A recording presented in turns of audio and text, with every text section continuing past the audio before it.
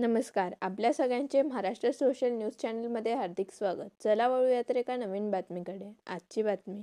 पालघरच्या दापचरी येथे 1395 एकर क्षेत्रात आंतरराष्ट्रीय कृषी बाजार उभारण्यास मंत्रिमंडळाने मंजुरी दिली आहे. पणन मंत्री जयकुमार रावल यांनी ही माहिती दिली. या प्रकल्पामुळे शेतकऱ्यांना जागतिक बाजारपेठेशी थेट जोडणे मिळणार असून उत्तर महाराष्ट्रातील शेतकऱ्यांनाही मोठा फायदा होणार आहे. महाराष्ट्राच्या कॅबिनेटमध्ये शेतकऱ्यांच्या दृष्टिकोनातून अत्यंत ऐतिहासिक असा निर्णय झाला. आपल्याला माहिती आहे की महाराष्ट्र प्रत्येक वेळेस प्रत्येक क्षेत्रामध्ये एक पाऊल पुढे ठेवूनच आपण चालत असतो. शेतकरी हा माल पिकवतो, परंतु दरवर्षी आपण बघितलं की माल पिकवला असल्यानंतर विकणं हे अत्यंत अवघड आणि कठीण जात असतं. आणि त्याचा विचार करून एक मार्केट कमिटी आपण शेतकऱ्यांसाठी तयार करावी अशा प्रकारचा विचार मुख्यमंत्री महोदयांचा होता. मुख्यमंत्री महोदयांनी जगातली सर्वात मोठी मार्केट कमिटी ही पॅरिसमध्ये जवळपास 250 हेक्टरवर आहे आणि महाराष्ट्रामध्ये जगातली सर्वात मोठी मार्केट कमिटी स्थापन करण्याचा निर्णय हा राज्याच्या मंत्रिमंडळाने ठरवलाय.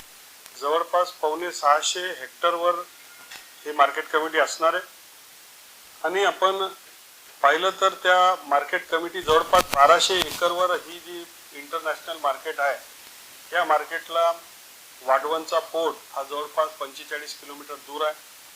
एअरपोर्ट तिथे राहणार, रेलपोर्ट तिथे राहणार. मुंबई आणि दिल्ली जोडणारा जो नवीन एक्सप्रेस होतोय तो सुद्धा या पोर्टवरनं आहे.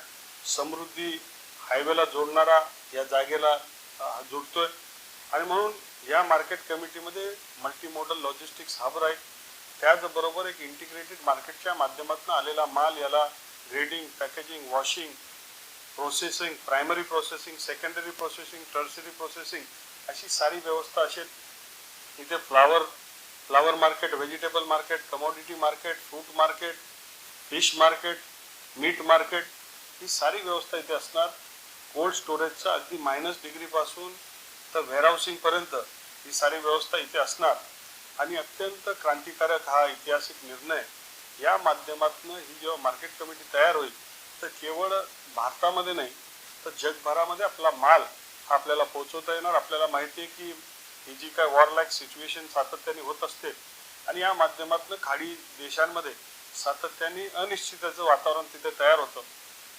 म्हणून त्यांनी एक फूड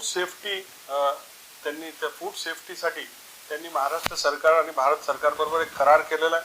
काही $1 बिलियन तो करार आहे आणि म्हणून आपल्या या वाढवण बंदरच्या समोर 2.5 दिवसामध्ये 2.25 ते 2.5 दिवसामध्ये सगळा माल हा अबुधाबीच्या मार्केटला पोहोचू शकतो आणि तिथून मिडल ईस्टमध्ये जाईल आणि या माध्यमात एक फार मोठं द्वार हे आपल्या शेतकऱ्यांच्या मालाला खुलं होईल.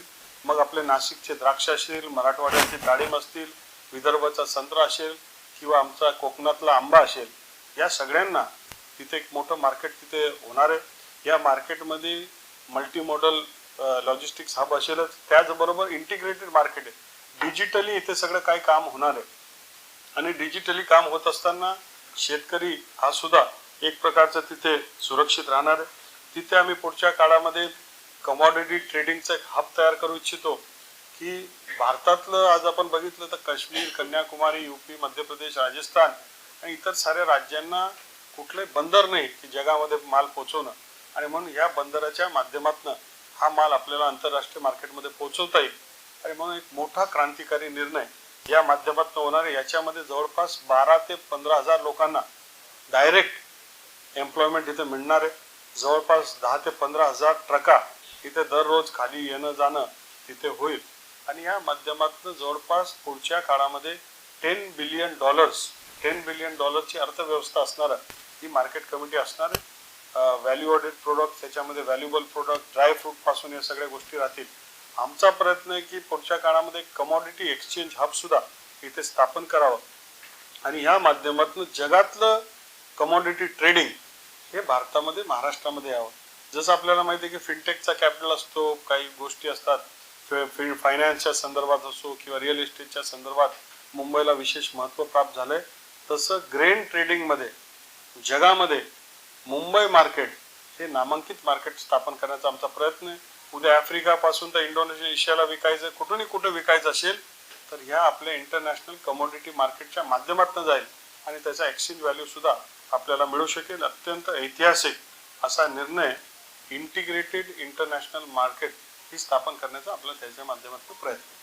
बातमी आवडल्यास चॅनलला लाईक व सबस्क्राईब करा व दररोज अशा नवनवीन बातम्या पाहण्यासाठी चॅनलला फॉलो करा. धन्यवाद.